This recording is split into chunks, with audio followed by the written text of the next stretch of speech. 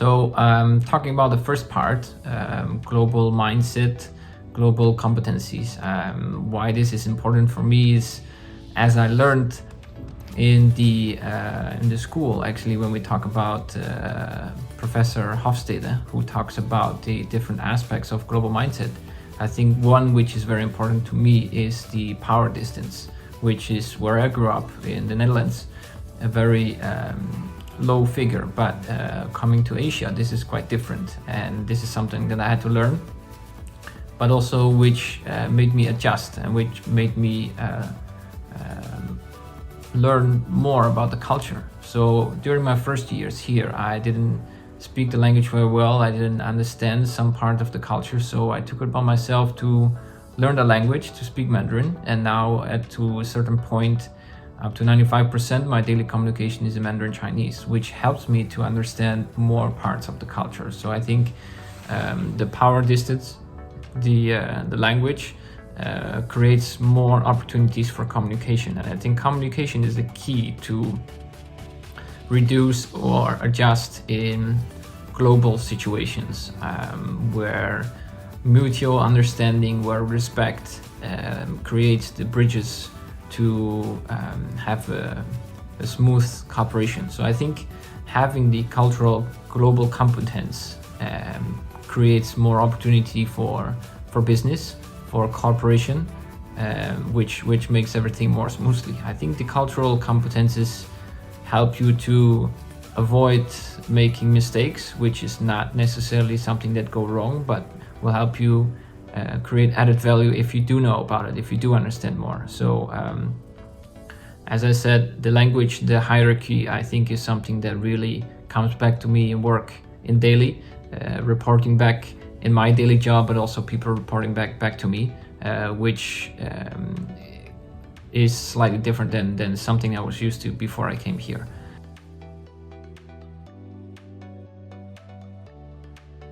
Throughout my personal development over the last 10 years, I think by learning the history, by learning the language, I created a much more open-minded objective to a lot of things, a lot more flexibility. And that's where I think the whole package comes into play. So it's a bit of a knowledge, something that you really just have to study.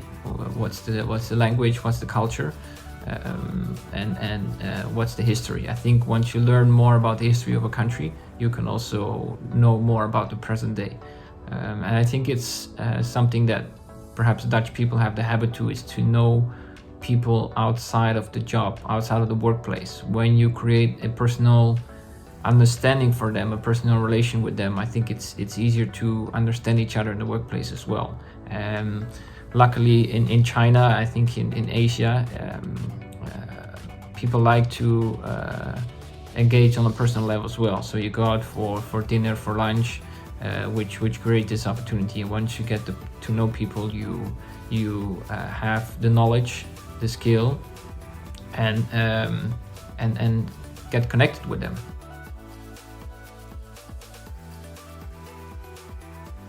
I'd like to share a personal example for me. When I just arrived in China about 10-11 years ago, I was asking for directions, and this seems a very simple objective, but later on I found out that the person I asked the question to didn't know the answer. So he was telling me a story. So a simple question for me was, how do I get to a certain restaurant? And I was going to take a taxi to go there, and then I had to walk probably another 500-600 meters to get there.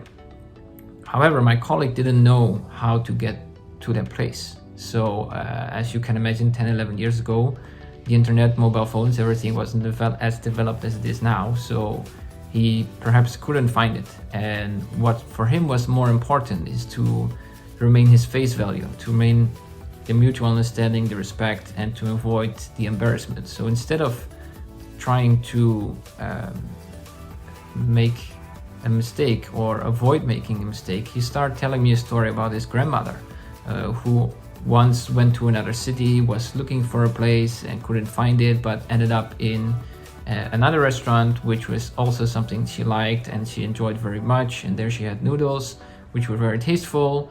And this was all in a very beautiful city. So my reaction was very confused because I wasn't going to any other city. I wasn't gonna have noodles. I was going to meet my friends and I was looking for directions.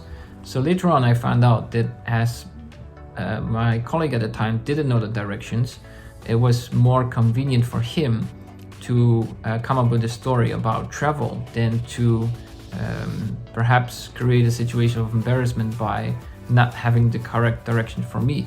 So that's where I learned to face value in China. So the mutual respect, the common understanding, and the most cases the avoiding of embarrassment. And embarrassment is a very broad interpretation in this sense. So I think what I learned from that is it's in this situation as well as in work, it's always good to give options. What can you do, what can you create, and the person who you are communicating with has an option to choose instead of a possible misunderstanding or a possible not knowing the answer to it. So I think that's where I learned a lot.